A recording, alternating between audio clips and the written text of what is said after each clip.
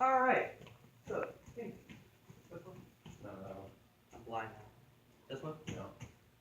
Can you see my feet? No way. Is it better?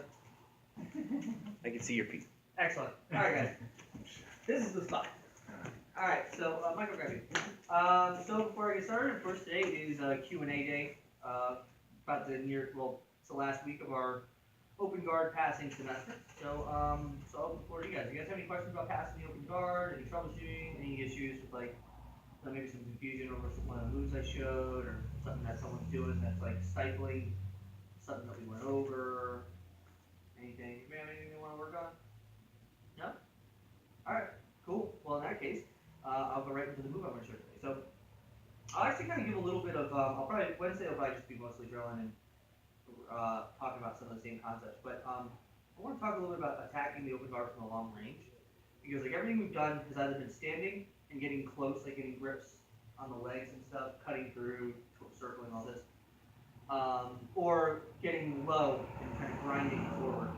But I have some pretty cool options if I, kind of from a longer range of attack, right? And it's all predicated on what they're capable of doing when they're positioned a certain way. So what do I mean by that, right? So if we kind of go back to this initial thing, right, where he's sitting up and I'm tipping his ankles back, right? So again, same principle. His hips are behind his shoulders. So you throw your foot back a little bit, right? It's hard to push him over, but his butt is forward. It's easy to push him over, etc. Thus, if I can facilitate those conditions, right, then that's cool. Another thing, and then we reverse that, right? Another thing to keep in mind is, likewise, if his butt is facing forward, as we've all learned and we've gone over in the semester, let's say I do tip him back, boom, and I initiate like a stepping pass, it's real easy for him to gobble up my feet and follow me with his feet. Meaning that when his butt is closer to his feet, closer to me than his shoulders are, it's easy for him to bring his knees up, grab a hold of my legs, all sorts of stuff like that, right? Which means it would seem intuitive to say that if the reverse was the situation, meaning that if his butt was behind his shoulders, so say he scoots there, then it would be hard for him to follow me with his feet, right? Theoretically, right? So if I were to say, grab a hold of Mike by the collar and circle around, try to follow me with your feet. Very difficult. So it's the inverse, right? If he can sit up, or he can sit backwards and put his feet up in the air, he can grab me with his legs pretty easy. He's brought down low in the same conditions that are perfect to avoid getting tipped backwards, then I can circle around and it's going to be hard for him to grab my feet. So that's one thing to think about. So if I'm here and we're hustling and I don't feel like I can close the distance in like on the inside, I don't feel like if I grab his feet I can pummel through, whatever it is. I grab a hold of his collar and I pull him in and circle around. Like a lot of times you'll catch people off guard just doing that. A little horse collar. Similarly to that, we can use that control and their reaction to that control to create a different situation. Because I'll show you guys a cool thing real fast. So Mike, just stay kind of rigid for a second. Okay? This is gonna seem weird, but it'll make sense in a second. I'm gonna try to move my. Alright, this is very challenging to move him right now. Alright, check this out. So you're gonna stay real tight, yeah, real rigid.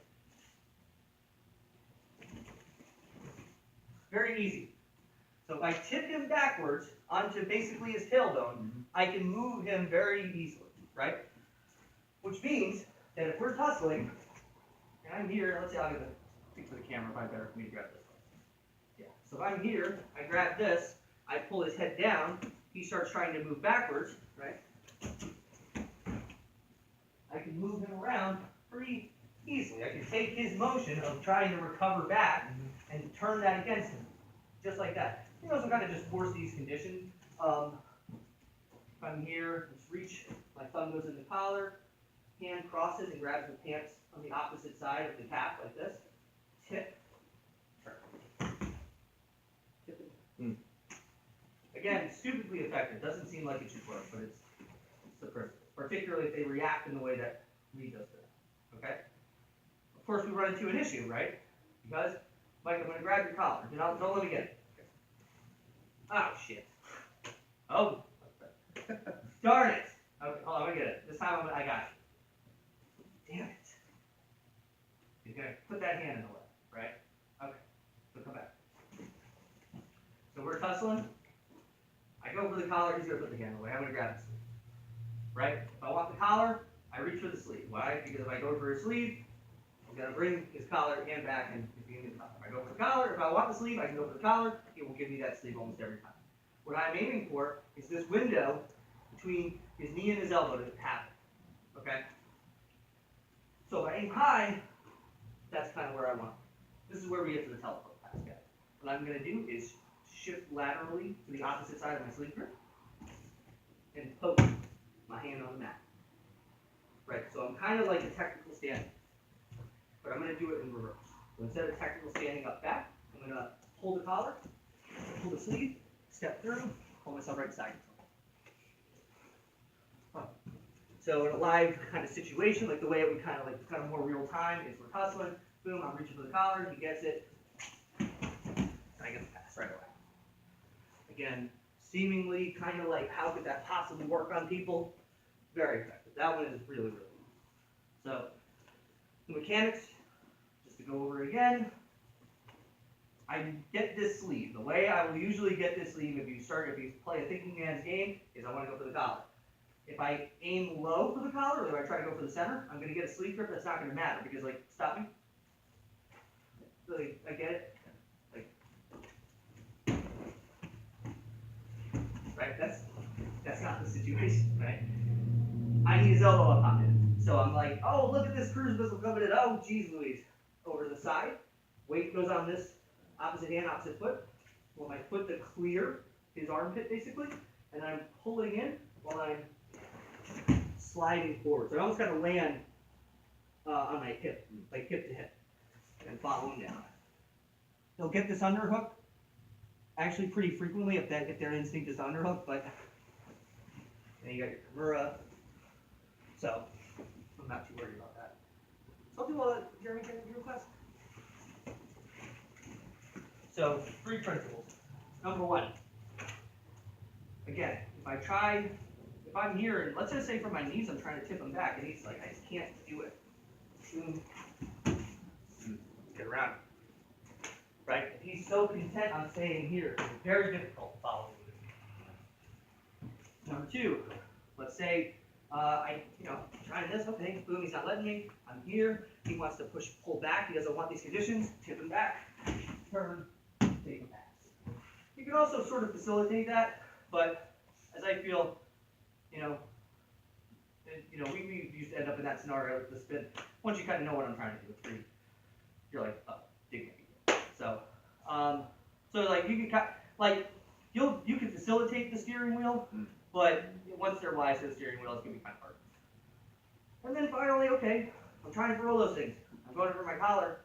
If I aim high, right, do I bring that hand up high, just to block me. From here, I'm shifting laterally to this hand, this foot, right? So it's like a technical stand up. This foot's gonna go through here. Then I'm gonna pull the sleeve. I want to really pull that thing in while I shoot my hip forward.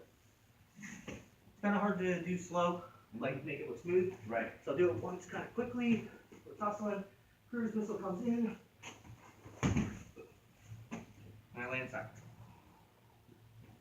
Does that make sense, guys? Mm-hmm. So let's play around with those ideas for a little bit.